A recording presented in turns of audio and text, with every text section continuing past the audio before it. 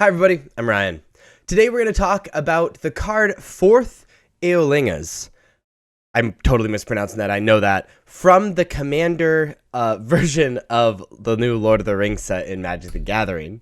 And specifically, how that card has made an impact in Legacy.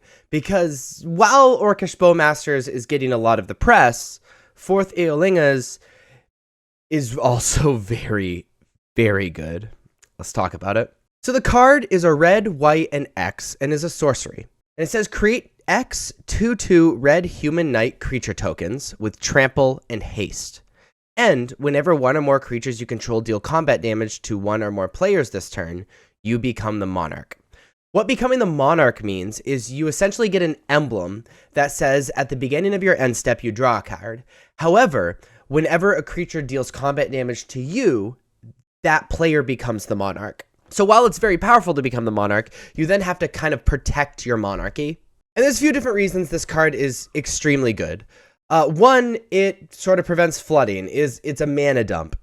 It allows you to, even if you do it for X's 2 or even X's 3, that is absurd in Legacy. Having 3 creatures, which is rare to have on the battlefield in Legacy, possibly attack, and then give you the monarchy. And in a format like Legacy, nearly every card is absolutely insane. So drawing 2 cards a turn reliably, you just eventually totally outcard your opponent. The cool part about this card too is you can kind of do it out of nowhere. The creature tokens get haste, so you can like take a hit, untap, 4th Eorlingas, jam, become the monarch, draw a card.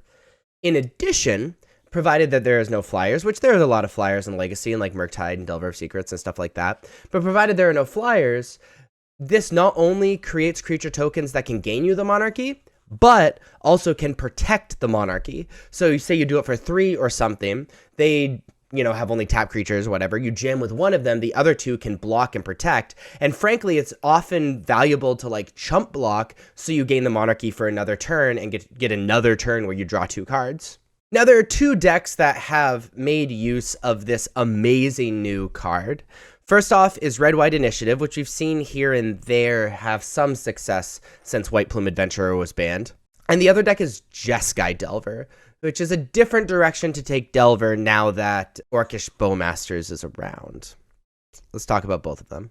Now, this is the Red-White Initiative deck. It essentially just, like, cuts some Fable of the Mirror Breakers and some Touch of the Spirit Realms for 4th Eorlingas, which I think is totally reasonable. I think this is actually one of the best shells for 4th Eorlingas, because very often, yet you have a lot of mana rampers and a lot of cards that really don't do anything after turn 2 or 3, like Ancient Tomb, City of Traders, so often you're left with a ton of mana. And being able to dump that into 4th Eorlingas, which allows you to draw multiple cards a turn, which allows you to draw into more things that let you use, like, your mana, it can become very, very powerful. Also, this deck is looking to attack with creatures a whole bunch, and being able to attack with creatures and be rewarded for attacking with creatures is very good in and of itself. The other deck that's making rounds with 4th Eorlingas is Jeskai Delver. So Blue-Red Delver has been a thing.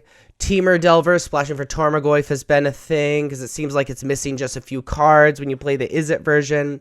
Now there's a Grixis Delver, or even Blue-Black Delver that, is playing Orcish Bowmasters. Or this is another direction you can take, where you can play white, allowing you to play Swords of Plowshares, which is awesome, but also being able to play 4th Eorlingas. This deck, between Force of Will, Daze, Lightning Bolt, etc., is very good at protecting its own monarchy. Is really afraid of flooding, so, being able to cast it for X's 2 or X's 3 is a great way to use mana, especially with Force of Will backup. And if you ever start drawing 2 cards of turn with this deck, you kind of just win the game. Like, you get to out-tempo your opponent ridiculously, playing the Jeskai version of Delver. So that is this new Commander card that is making waves in Legacy. If you like videos like this, please be sure to like and subscribe. Check me out on social media. Links are above me and in the description, especially on Twitch, where I stream most nights. Thank you so much for watching. I'll see you next time. Bye-bye.